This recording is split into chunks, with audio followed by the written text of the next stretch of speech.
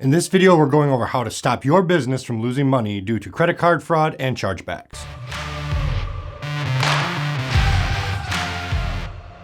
Hi, I'm Hans Eric Hannafel for E-commerce Gorilla. When it comes to credit card and e-commerce fraud, everyone pays the price. Merchants and consumers alike suffer from fraud, and for a business, the costs can be crippling. There are a multitude of vectors fraudulent activities can take, and in this video, we're going to focus on preventing credit card fraud and chargebacks. If you're interested in reducing affiliate fraud or friendly fraud, we have dedicated upcoming videos specifically on those subjects, so make sure to subscribe to the channel and ring the bell to be notified when those videos drop. If you're just getting started in e-commerce, the term chargeback may be a little confusing, but it just refers to the fee your payment processor charges you, the merchant, for each disputed transaction you have processed. The chargeback fee usually ranges between $15 to $20 per transaction, depending on your chosen payment provider. You are only responsible for a chargeback fee if you are required to refund money to a customer. A cardholder has up to 60 days on each transaction to dispute a charge. If they do, then it falls on the merchant to prove that it was a legitimate transaction authorized by the cardholder, or refund the money, which can be very difficult, especially for online orders. Chargebacks alone can quickly add up, and if your dispute percentage gets too high, your payment processor can cancel your services, which for a small business or new business can be its death knell. Did you know you can eliminate almost all accidental chargebacks by ensuring your business name matches the name on your customer's credit card statement? Too many times over the years, I've seen businesses struggle with chargebacks on legitimate orders simply because their business name didn't match the name on the customer's credit card statement. If you run multiple online stores, ensure each one has its own processing account so the customer can clearly identify why the charge was processed. Chargebacks alone don't even begin to account for the loss of revenue your company suffers in regards to lost products and to shipping costs associated before the fraud is discovered. Or in future sales, your brand may lose due to fraud ruining your business's reputation. It is important to note, when we are talking about payment fraud, we are talking about a criminal deception that is intended to result in financial or personal gain. If you are getting hit with a large amount of chargebacks due to founded fraud complaints, the hard truth is, it is you, the merchant, who is to blame. But thankfully, there are some very easy steps you can take to almost entirely eliminate this potential. Some are automatic systems you can put in place, and others require a little manual attention. To stop credit card fraud on your payment gateway, we need to understand the life cycle of the crime, so to speak, so we can see how the criminal profits. In modern businesses, most of this happens with what is known as card not present transactions. These are payments you process purely with the cardholder information provided, usually online, but companies that take phone orders can also fall victim to this. The fraudster then uses stolen credit card information to purchase products from a merchant. The criminals have the products delivered to an address they have access to, and then take the products and resell them on platforms such as Craigslist or eBay to generate revenue. These criminals get this credit card information in a number of ways, but in the modern era, it's usually obtained through online criminal vendors. This is important information to note because it gives us some very clear information about how we can spot this type of fraud. When a purchase is made through your payment processor, the following information is submitted: credit card number, cardholder name, expiry date, security code, which is a 3-digit or 4-digit number on the card, and a billing address. Most payment processors let you set how strict the elements matching the card must be before they'll process a valid charge. The minimum requirements for processing payments are just 3 things: card number, cardholder name, and expiry date. The CVV and billing address are not by default required. Ensuring that the card CVV and postal code matches are required will greatly reduce fraud in card not present transactions. One of the most common reasons that a valid card with correctly entered details is declined by a processor is mismatched spellings or formatting on street and city names. As such, many merchants disregard the address check entirely. This is a mistake. While you may have mismatched spellings and formats on a street name or city name, the postal code is very easy for the customer to ensure is correct. And a quality payment processor will allow you to set up matched postal code as a requirement, so there is no valid reason not to require it. This even goes for purchases you receive over the phone. If a customer doesn't know their own postal code, it should be an instant red flag. Before we get further into identifying fraudulent orders, I'd like to ask you, if you found this video helpful so far, to like the video and subscribe to the channel and click that notification bell. It really helps. Thank you. So now let us assume all details on the card passed the initial processing test and we have processed the payment. We are not yet in the clear. Before we even consider shipping a product, we want to confirm some additional information on the order. Now, let's be clear.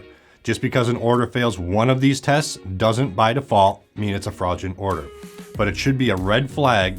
At the end of the list of red flags, I'll be going over how you can very easily investigate flagged orders and ensure they are legitimate before proceeding to process and ship them out. Remember, as you go through these, it is important that you know your customer base so you can identify irregular patterns. If something feels off about an order, flag it for review. As a side note, most e-commerce packages allow some sort of custom order status. This is a great use for this. Set up a suspected fraud or on hold for review status. You don't necessarily have to show the customer this status on the front end, but it's a great way to tell your team not to process the order any further. Red flag number 1, mismatched billing and shipping address.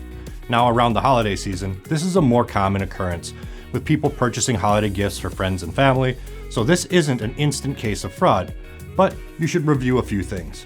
Make sure that the geolocation of the IP address of the purchaser matches the city of the billing address. You can use a free service such as iplocation.net, link for which is in the description.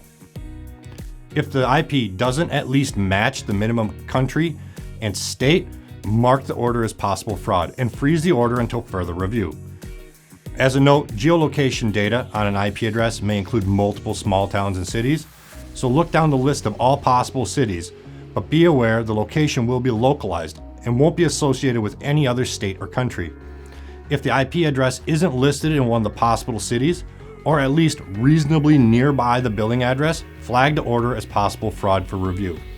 If the shipping address is in another country than the billing address, this is almost always a case of fraud. Red flag number 2, new customers who are purchasing a larger than average order compared to other customers, especially those that choose the fastest shipping options. Fraudsters who are reselling products only get paid if the package arrives before the fraud is discovered. So they'll pay for expedited processing and overnight shipping because it's not like they're spending their own money. It's also not a bad idea to set a value limit for orders where they are automatically held for review. Setting this threshold to 50% greater than your average order is a good starting point. Red flag number 3. The customer tries numerous cards with multiple declines prior to successfully completing an order. Many times criminals don't know if a card is valid, has sufficient funds, or has a spending limit before purchase, so they'll try multiple cards. This is almost always a sign of fraud. Red flag number 4. The customer makes multiple purchases to multiple shipping addresses with one billing address, or one order using multiple delivery addresses if your store allows multi-shipping. Fraudsters, especially those in criminal syndicates, use multiple shipping addresses to delay law enforcement and increase the likelihood of some of the packages getting through. It is a very good indication that an order is fraudulent. A variation of this is where a customer will make multiple purchases with different credit cards in a short period of time and should be viewed as highly suspicious. Red flag number 5, getting too many orders without a corresponding reason. Heck, we all like making money, but this is where knowing your customer base is very important. If you suddenly have a large influx of orders without a justifiable reason, like an extensive marketing campaign, you should view all orders as suspicious. It does not take much time at all to review a suspicious order, so don't let momentary greed bite you in the ass. Okay, so you have a potentially fraudulent order. What should you do? The best way is by calling the phone number on the billing address of the order. Criminals don't like to leave tracks, so more than likely the phone number will be either wrong or invalid if given by a criminal. If someone answers the phone, you can say something along the lines of, "Hi, this is Eric from your company name. We recently received an order from some person name and wanted to confirm the shipping address." If they don't know the individual placing the order or the shipping address, mark it as fraudulent. Refund the cardholder and contact your payment provider immediately concerning the fraud.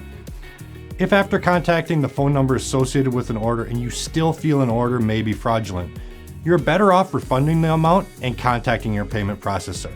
There are also third-party service providers you can integrate into that will provide automated systems of strategies discussed to help reduce transaction frauds such as Signify, Riskified, Sift, and many others. They all come with their own pricing structures and services. I'd encourage you to do your own research before contacting and integrating with any third-party service provider. Some payment providers also offer their own integrated fraud prevention technologies, and these can be a great way to save money, especially for new or smaller businesses. Stripe offers a free service called Radar with every account, and can be a great option if you're looking for a new payment processor, especially if you want the ability to customize your fraud prevention rules. PayPal also offers some integrated fraud prevention for sellers with protection on the full sales amount. However, this protection does not apply to digital products, but may be a good fit for your business model. At the end of the day, regardless of what payment processor you use and what products and services they offer, it's up to you, the business owner, to protect your infrastructure from facilitating fraud. Just like when you're making a purchase as a consumer, remind yourself, if something appears too good to be true, it most likely is. A little bit of prevention is always better than the cure. Well, that's it for this video. If you have any questions you'd like answered in an upcoming video, head on over to ecommercegorilla.com/questions and let us know, or leave them in the comments below. If you think someone else would find this video helpful, please share it. Thank you again for watching, and we'll see you next time. Oh hey, you're still here. Maybe you'd be interested in one of our other videos? And if you haven't yet, make sure to subscribe to the channel and like this video. It's right down there.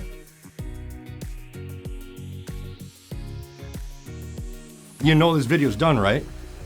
Click on one of the videos over there.